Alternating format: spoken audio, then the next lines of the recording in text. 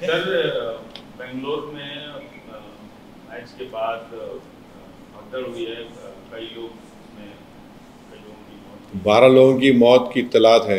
बड़ी अफसोसनाक खबर है, दर्दनाक खबर है। एक खुशी के मौके में इस तरह से स्टैम्पीड में, भगदड़ में लोगों की मौत हुई है और वहाँ की एडमिनिस्ट्रेशन को ये देखना पड़ेगा कि ऐसा क्यों हुआ और कौन जिम्मेदार है उसका। ये बड़ी अफसोसनाक बात है। बस तकलीफ दह बात है कि ये सरकार को देखना चाहिए।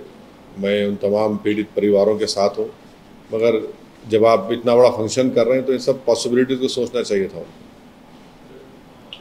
इस हादसे के बाद गवर्नमेंट की तरफ से प्रोग्राम हो रहे हैं सरकारी। वो तो अब देखना चाहिए, उनको देखना चाहिए। बहुत बहुत तकलीफ दह बात है, बहुत बहुत तकलीफ दह बात है।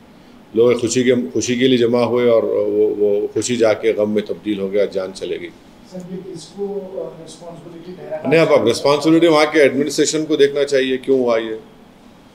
सर, यहाँ पे हादसा हुआ और उनको हॉस्पिटल शिफ्ट कर रहे थे पुलिस, और यहाँ पे फैसिलिटेशन प्रोग्राम चल रहा था। नहीं मालूम भाई, मेरे को तो नहीं मालूम, आपसे सुन रहा हूँ। बट बहुत ही अफसोसनाक चीज़ है, बहुत अफसोसनाक। सरकार इसका जवाब देना चाहिए। बिल्कुल, एडमिनिस्ट्रेशन वहाँ का जो एडमिनिस्ट्रेशन उनकी जवाबदेही होनी चाहिए। भारत ने दुनिया के सामने पाकिस्तान को बेनकाब किया। आप डेलीगेशन में शामिल थे 4 देशों में, तो कैसा रहा सर ये आपकी बातचीत जो हुई, उसमें आपने क्या बताया और वहाँ से आपको क्या रिस्पॉन्स मिला?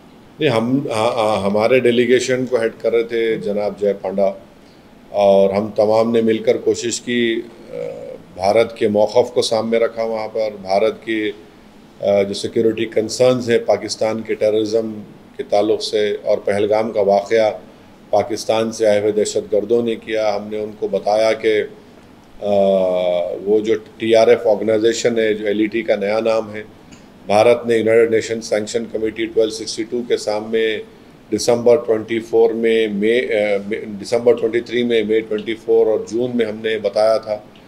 और फिर वो जो ईमेल जो पहलगाम अटैक का एक्सेप्टेंस हुआ, वो 4 में से 2 ईमेल तो पाकिस्तान के मिलिट्री कंटोनमेंट बोर्ड के बाजू से निकले। और जब वहाँ के बाज़ कंट्रीज़ के लीडर्स ने हमसे पूछा कि आप लोग बातचीत क्यों नहीं करते पाकिस्तान से, तो हमने उनको हवाला दिया। 26/11 के बाद भी हमने बातचीत की, उसका कोई हासिल नहीं हुआ।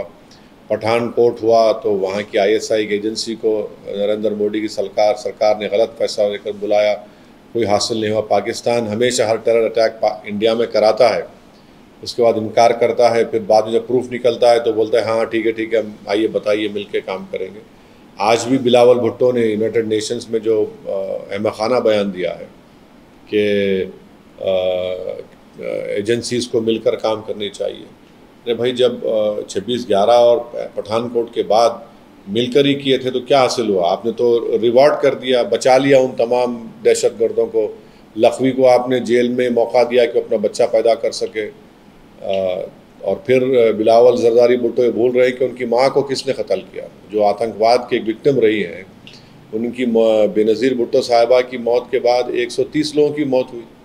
जिस यूनाइटेड नेशन में वो खड़े बैठ कर ये बात कह रहे हैं, उसी यूनाइटेड नेशन ने बेनज़ीर भुट्टो साहिबा की मौत के ऊपर एक इन्वेस्टिगेटिंग प्रोब करने के लिए ग्रुप को भिजाया, जो यूनाइटेड नेशंस के मुख्तलिफ ममालिक के डिप्लोमेट्स थे। उन्होंने कहा कि पाकिस्तान ने शॉडी इन्वेस्टिगेशन किया। आप उसको तो देखिए, अपने गिरबान में झांक कर देखिए। जब आपकी वालिदा की मौत के ऑर्गेनाइजेशन आपको नहीं मालूम, आप भारत में बैठ के उंगली उठा रहे हैं, तो अहमखाना काम कर रहे हैं बैठ कर। सर, सीज़ फायर को लेकर आपकी क्या राय है? भाई देखिए, पाकिस्तान के DGMO ने हमारे DGMO से बातचीत की। हमारे DGMO ने ज़ाहिर है देश के प्रधानमंत्री से बात करके ही तो उसको एक्सेप्ट किया होगा। मुझे इस बात की तकलीफ़ है कि देश के प्रधानमंत्री को या देश की पॉलिटिकल लीडरशिप को देश को बताना चाहिए था कि पाकिस्तान के DGMO से उसने बातचीत की और हमने उससे, हमारे DGMO से कहा कि हम अब फायरिंग नहीं करेंगे। बजाय देश को बताने के देश को बता रहा है ट्रंप। वो कौन होता है भाई? इस बात की हमको तकलीफ है। ट्रंप को नहीं चाहिए था, भारत के प्रधानमंत्री को, भारत की पॉलिटिकल लीडरशिप को बताना चाहिए था। ये हमारे को इस बात की तकलीफ है। राहुल गांधी ने इसी पर कुछ टिप्पणी की है सर, सीज़ फायर को लेकर।